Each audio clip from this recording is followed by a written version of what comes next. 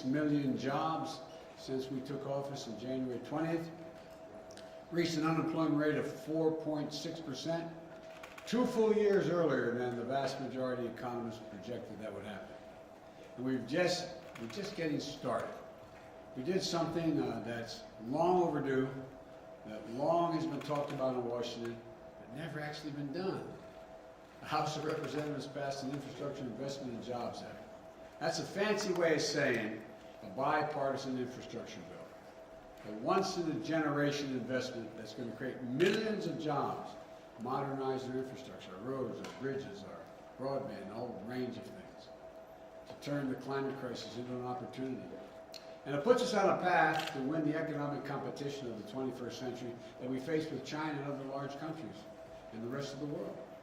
It's going to create more jobs, good-paying jobs, union jobs that can't be outsourced, and they're going to transform our transportation system with the most significant investments in passenger rail, the most significant investment in 50 years, in roads and bridges, the most significant investment in 70 years, and more investment in public transit than we've ever made, period.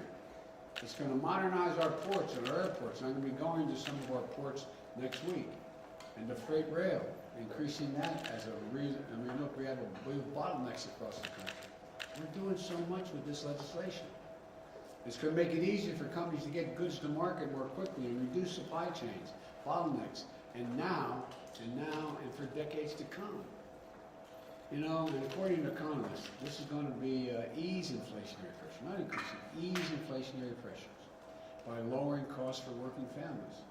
It's going to create jobs replacing lead water pipes. So every American, every child can drink clean water, improving their health, and putting plumbers and pipe fitters to work. How long have we been talking about that? It's a gigantic issue. Jobs, making high-speed internet affordable and available everywhere in America. And you heard me say this before, but I apologize for repeating myself, but no parent should have to sit in the parking lot of a fast food restaurant so their child can do their homework because they have no internet connection except to go off of what's going on with that internet connection from the fast food restaurant. This is going to make significant historic strides to take on the climate crisis. Some of you were with me when I was recently in Scotland at the COP26. What do people keep asking me? Are you going to fund this? Are you going to fund it? Are you really going to do what you're saying? Well, listen, go steps up, get along, a big step along the way of doing it. We're going to build out the first ever national network of charging stations all across the country with 500,000 of them, so that you can make a real, and auto companies are made a commitment that we're going to make 50% of vehicles electric by 2030. So you'll be able to go across the whole darn country, from East Coast to West Coast. Just like you can stop at gas stations now, these charging stations will be available. We'll get America off the sidelines on manufacturing of solar panels, wind turbines, battery storage, energy and power for electric vehicles, from school buses to automobiles. And we'll reward companies for paying good wages and for getting materials for their products from right here in America. And America exporting and providing the rest of the world with these technologies that are generated here in the United States as we go green around the world. It also makes historic investments in environmental cleanup and remediation. It builds up our resilience against superstorms and droughts and wildfires, hurricanes. You know, you've heard me say it again, I apologize for repeating myself, but $99 billion in losses last year because of climate crisis. Not in America. $99 billion it cost the taxpayers in America. It represents a blinking red code out there for our nation. Vice President Harris and I look forward to having a formal signing ceremony for this bipartisan infrastructure soon. I'm not doing it this weekend because I want people who work so hard to get this done, Democrats and Republicans, to be here when we sign it. But we're looking more forward to having shovels in the ground to begin rebuilding America. And for all of you at home who feel left behind and forgotten in an economy that's changing so rapidly, this bill is for you. The vast majority of the thousands of jobs that will be created don't require a college degree. There'll be jobs in every part of the country. Red states, blue states, cities, small towns, rural communities, tribal communities. This is a blue-collar blueprint to rebuild America, and it's long overdue. I'm also proud that the House took a big step forward to pass my Build Back Better Act, which for the week of November 15th, they're going to be taken up. They went through the procedural mechanisms to ensure that occurs. Let me be clear.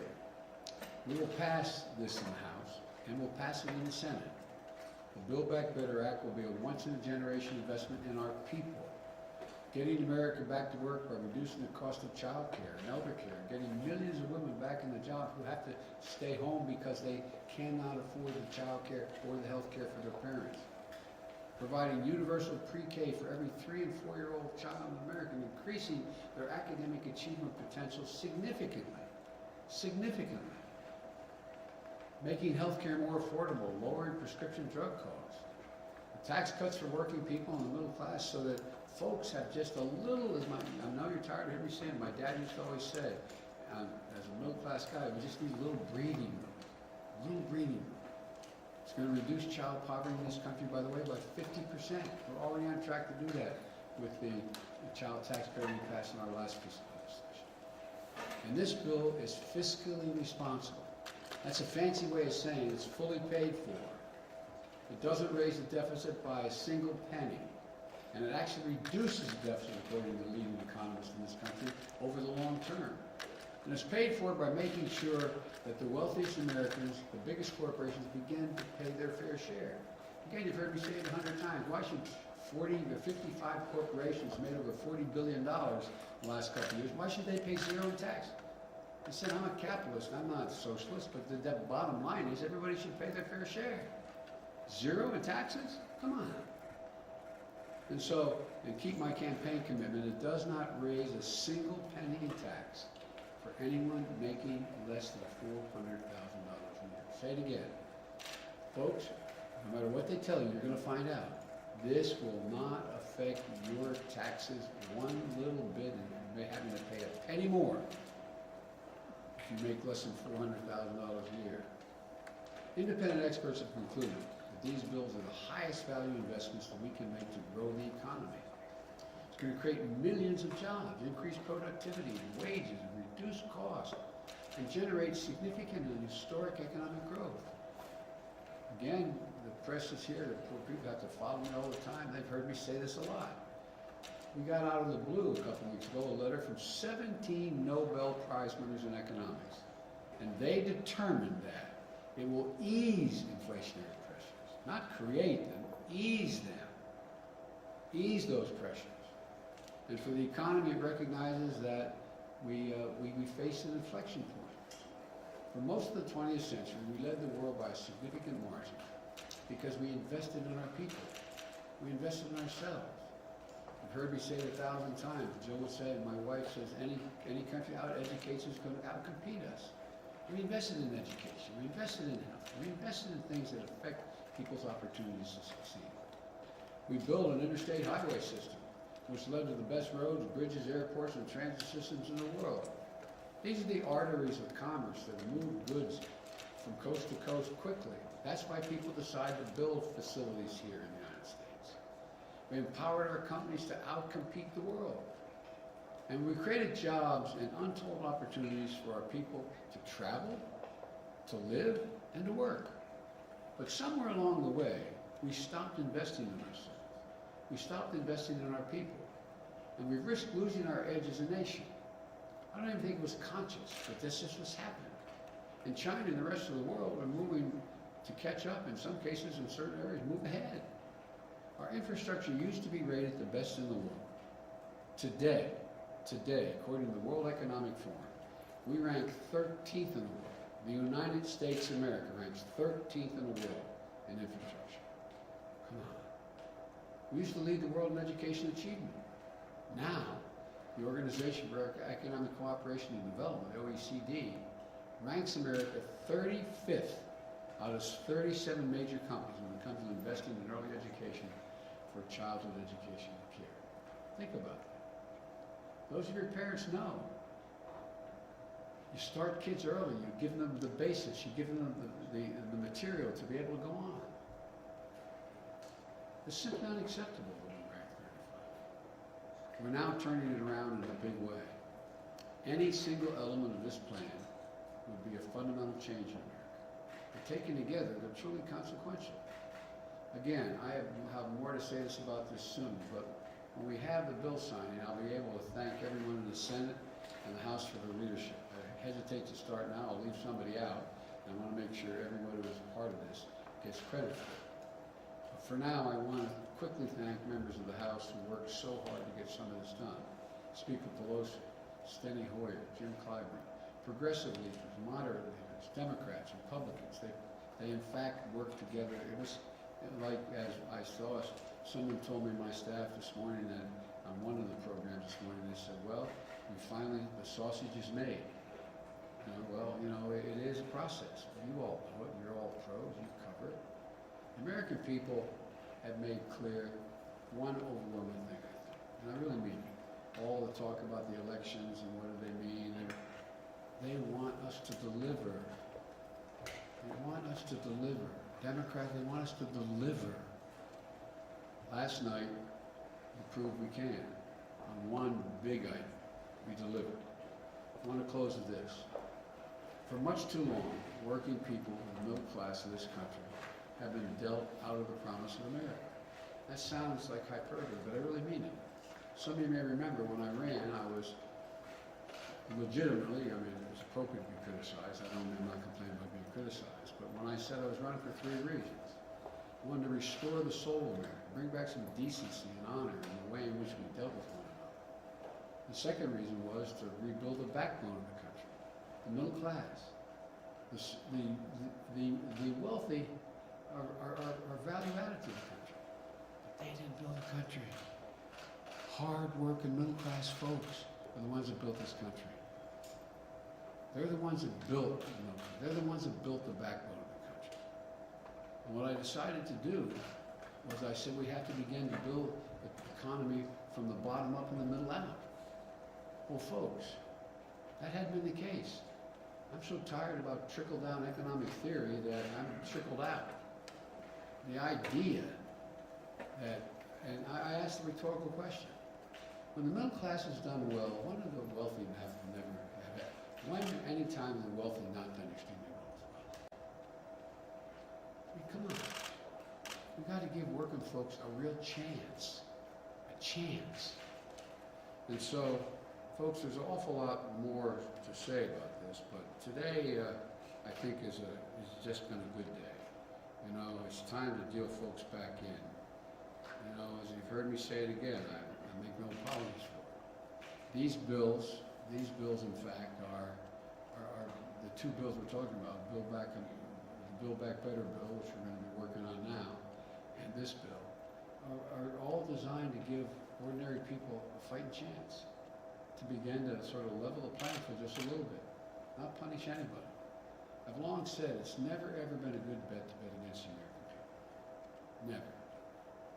And that what it really means is bet on the American people. Give them a shot. Give them a shot. That's what these plans do. They bet on average Americans. They believe in America. They believe in the limitless capacity of the American people.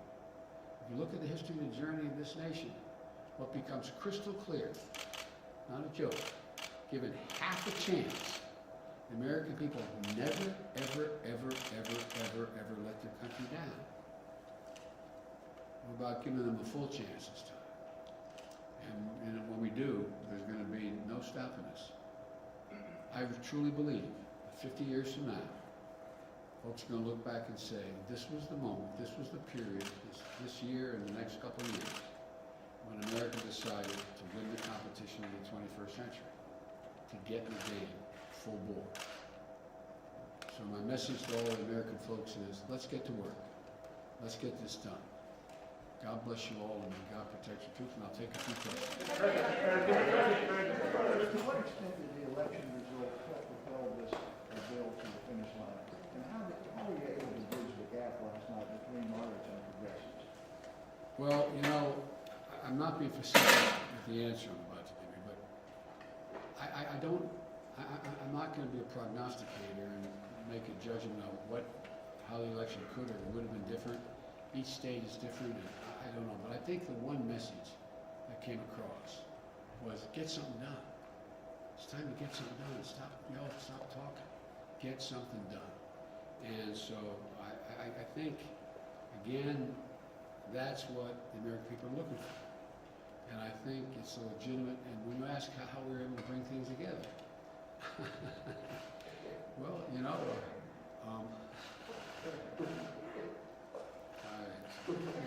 look, all kidding aside,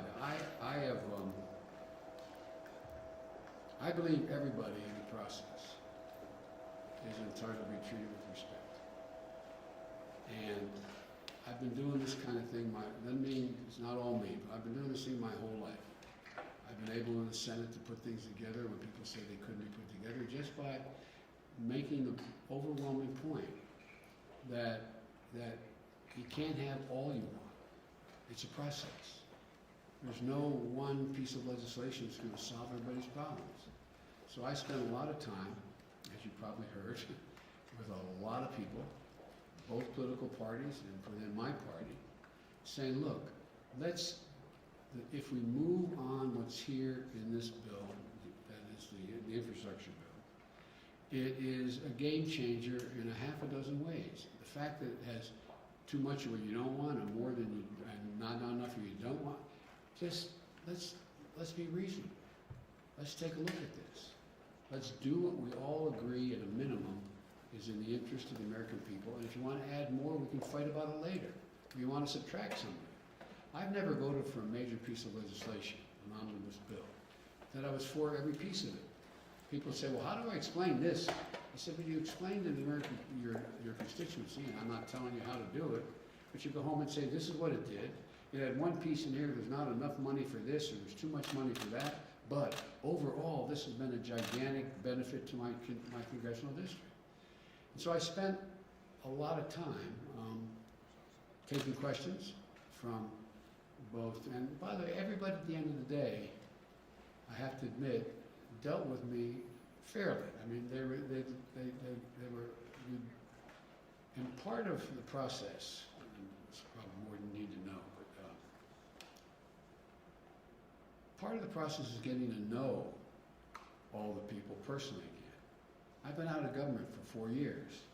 I used to do this every day. I used to know about everybody's district I was working with when I was vice president. I know them. I call up and say, hey, Charlie or Harry or Mary. And so it's getting to know a lot of these people, to build trust. Because everything I say I'm going to try to do, I will try to do. And I think that's also part of the process. And so hopefully it can continue. Mr. President, you just alluded to it there, Mr. President. 2 questions. You are arguably the most legislatively experienced president we've ever seen. But to get this first agenda item over the finish line, you need Republican votes. Sure. You are not going to have Republican votes, though, for your Build Back Better agenda. Isn't it doomed? And then my second question, Mr. President, OPEC Plus has snubbed your call to pump more oil.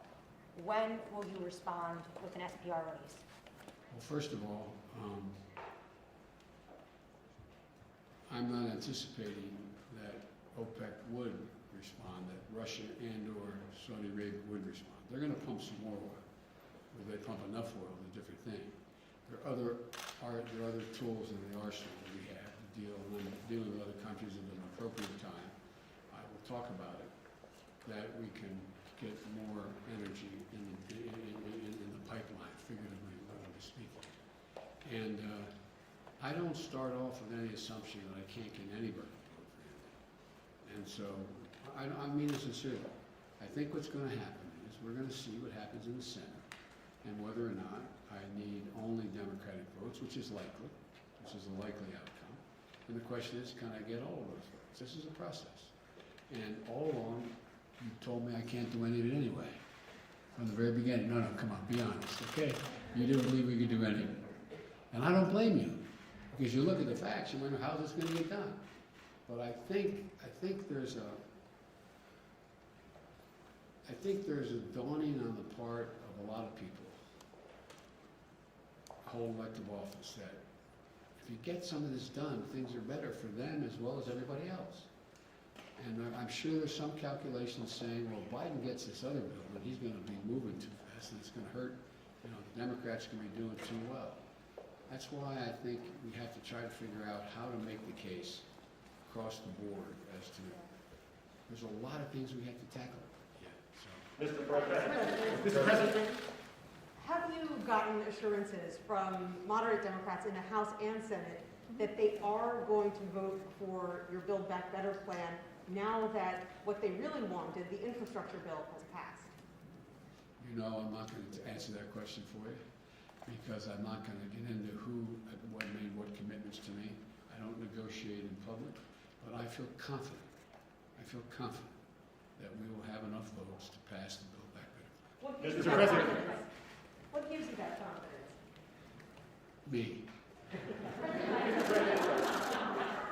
Mr. President, you were forced to scrub paid family leave from your framework a couple of weeks ago. I'm sorry?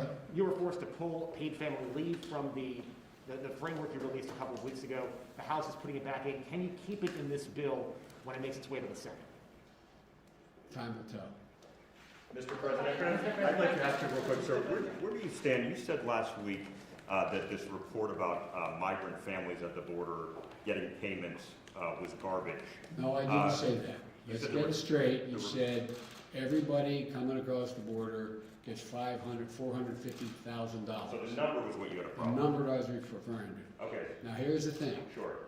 If in fact, because of the outrageous behavior of the last administration, you coming across the border, whether it was legal or illegal, and you lost your child, he's gone, you deserve some kind of compensation, no matter what the circumstance. What that will be, I have no idea. I have no idea. But you're Yes. okay with DOJ negotiating a settlement? President, two questions. You referred to China twice in your comments, and yet we haven't heard anything about the China bill, which is really the third element of what you're hoping to do here. It's been through the Senate, has not yet come up to the House, and it would seem that that is the one that is more key to our competitiveness. So I was wondering if you would talk a little bit about that, and then also tell us how you're feeling right now about the Iran deal, since it looks like you're going to go back to discussion at the end of the month. But the Iranians have made it pretty clear at this point, they plan to rip up most of what was done so far. So are you into your plan B at this point? I'm not going to comment on Iran now. And in the China bill you're referring to, everything in good time. You got to get this through. You got to get this through. The next thing is Build Back Better. So when do you plan to do that? Well, in order. I'm going to take one more question. Mr. President, can I follow up on paid leave, Mr. President? Sir, may I follow up on paid leave? Mr. President, Democratic Congresswoman Abigail Spanberger said of your presidency this week, nobody elected him to be FDR, they elected him to be normal and stop the chaos. How do you view your mandate after Tuesday's election losses for Democrats, and is she wrong? Well, Abigail's a friend. We had a long talk. She joked and said, and I have a picture, she said, I have a picture of Roosevelt hanging in my office, her office, okay? I don't intend to be anybody but Joe Biden. That's who I am. And what I'm trying to do is do the things that I ran on to do. And look, people out there are ordinary, hardworking Americans, are really, really been put through the ringer the last couple of years, starting with COVID.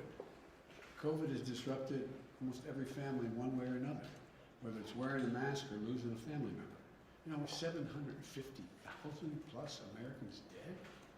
750,000. And so people are worried. People are also worried about, you know, coming up, they don't understand them. Why is the price of agricultural products, and when I go to the store, why is it higher? What, like for example, if we were all going out and having lunch together, and I said, let's ask whoever's in the next table, no matter what restaurant we're in, have them explain the supply chain to us. You can understand what we're talking about? They're smart people, but supply chain. Well, why is everything backed up? Well, it's backed up because the people supply the materials that end up being on our kitchen table or in our life, guess what? They're closed those plants because they have COVID. They're not, so it's a complicated world that people are facing. We've never faced anything like this before. I mean, I'm not saying it's the worst of every time in American history, but we never faced anything this sort of defiant of understanding of what's going on. And you can understand why people are upset. And whether you have a PhD or you're working, in a restaurant, it's confusing. And so people are understandably worried. They're worried. And so all I can say is, what I'm going to try to do is explain to the American people as best I can. And by the way, you all write for a living. I haven't seen any one of you explain the supply chain very well. No, I'm not being critical. I'm being deadly earnest. When your editor says, explain the supply chain. Okay? Lots of luck in your senior years, my coach used to say. But I sincerely mean it. This is a confusing time. Confusing time. Think of all those children who may have lost more than a year of education by only being out one semester. Think of all that's going on in terms of access to everything from when you go back to college, if you're in college, you go back to college, where you have to wear your mask, or who's your roommate? I mean, this is a confusing moment. And it seems to me that my job as the President of the United States is to try to figure out, myself as well, what is most needed to put people at ease and let them know there's a way through this. There's a way through this. The world has never been here before. That sounds like hyperbole, but think about it. Think about it. This truly is one of those inflection points in history. All the pieces of the board are moving, both in terms of the relationships among and between nations, as well as the pieces of what employment future people have. How do we do this? And so this is a confusing time, but I promise the American people, I have one focus. How do we give you some breathing room? How do we get you to the point where we take pressure off you so you can begin to get back to the degree of normality and we move to a different place? And this time when we move, by the way, everybody internationally uses Build Back Better now. When I used the phrase initially, people looked at me like, Build Back Better. Well, what it means, we're the only country in the world gone through a crisis, that goes through a crisis and come out better than we were before the crisis occurred. That's building back better than it was before. So this is a process. And I just, we're going to see. Take it every day, every moment, one moment at a time. I'm going to get in real trouble. And this is the last question I'm taking. You can decide who I'm pointing to. Sir, when do Americans expect to see the impact of the infrastructure bill? And when do you think the Build Back Better bill will be passed? By Thanksgiving, Christmas? I don't want to make your job easier. I know the answer exactly when it's going to be passed. And I know exactly how it's going to. When can Americans see the impact of this bill? Well, they'll see the effects of the bill, this bill, probably starting within the next 2 to 3 months, as we get things, shovels in the ground, and people being told they're going to be working, doing the following things, and things are going to move. It is a bill that's paid out over a number of years. And so, but the biggest thing it does is give people you're going to have people going, oh, okay, well, I guess I'm going to be able to keep my job, or I'm going to be able to get a job doing that, or I'm moving. So I can't tell you that with any kind of precision. If anybody can, then they ought to go into fortune telling. But it's going to be a provision, a bill that is going to have a profound impact over time. It's a little like, and I'll end with this, a little like when we first came to office. And a lot of this has to do with this lady right here, the vice president. It's not all me. I used to stand there and have to listen to the president. She's got to stand there and listen to the president. But she deserves an enormous amount of the credit. But here's the deal. When we came to office, we were told virtually by everybody, You can't get this economy moving. Remember when they told me there's no way I could get, 2 million shots a day into people's arms in the beginning. There's no way I get 200 million, so no way I could get the vaccine. There's no way, no way, no way. It's understandable. I'm not criticizing people who said that, because these things have never been done before. It's never happened before. And so we got to work. I agree, I am a congenital optimist. But it's because I really mean this. I have enormous faith in the ingenuity and the integrity of the American people. I'm not joking. I have enormous faith in them because I'm convinced we're the most unique country in the world. Not because we're all so smart and the rest, but because we're the only country that's organized based on an idea. We really mean it. We haven't lived up to it. We hold these truths to be self-evident. All men and women are created equal. Basically, give everybody a shot.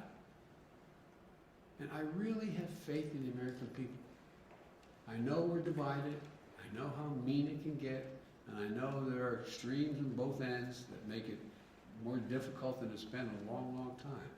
But I'm convinced, let the American people know that we're committed to enhancing their ability to make their way or all do better. Thank you all so very much. Will Democrats have to go it alone to raise the debt limit?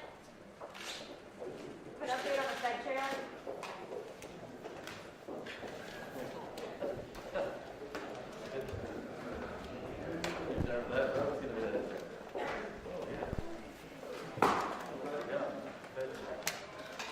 Americans. Of course, this is just phase one, so to speak. Phase two is the Build Back Better Act. That's a much bigger, sprawling bill that still needs to be hammered out on Capitol Hill.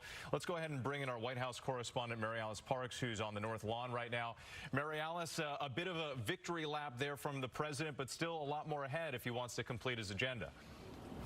That's right, Whit, but he is clearly in a good mood today. You saw him laughing there, joking with the press. He said he felt voters wanted them to deliver, and he was obviously proud that they were able to deliver and wrap up this bipartisan infrastructure bill. And that vote was a big deal. For years, we've heard Republicans and Democrats calling for a major investment in infrastructure to work on things like roads and rails and airports and ports. And you heard the president list some of the other things in that bill: money for electric vehicle charging stations, money for clean water, money to invest in high-speed internet. The president is clearly feeling good that he was able to wrap up this portion of his agenda. But you're exactly right. This is just the beginning. We don't even know exactly when he's going to sign this bill. He said he wants to make sure that he will have Republicans and Democrats who helped get it across the finish line there alongside. And he's now turning his attention to figuring out the rest of that social spending package. He wouldn't say what makes him feel confident that he'll be able to get that done, except that he is confident. He's confident in his own ability to finish that big package too. Whit? And the president, Mary Alice, also answering questions on a variety of topics. And there was a fiery moment there on a different subject with the president when he was asked about those reports of possible payments for migrants who are separated from their children. What's your take on that? He's been very defensive about this over the past week. Yeah, well, the White House had had to play cleanup the last few days. Earlier last week, the president had gotten a question about those possible payments. He seemed to dismiss them. There was questions about whether he was read in. Today, like you said, he was very defensive. He said it was the total dollar amount that he said might be garbage. We know the White House has been very careful to talk about this. These are ongoing settlements and negotiations that DOJ is trying to work out. But you heard the president take a moment and say that he thought it was right for a family who experienced that kind of family separation, that had a child taken from them, separated from them, crossing the border, deserved some kind of compensation. Whit? All right, Mary Alice at the White House for us. Thank you so much. We do appreciate it. Of course, we'll have much more throughout the day on abcnews.com, and you can get breaking news alerts on the ABC News app. For now, I'm Whit Johnson in New York. We'll send you back to regular programming in some parts of the country. That's GMA. Have a good day. All right, thank you for being with us as we start this Sunday morning. Of course, you are watching an ABC News special report there with President Biden speaking about the bipartisan infrastructure bill. But nice to have you with us as we take a look at local news and, of course,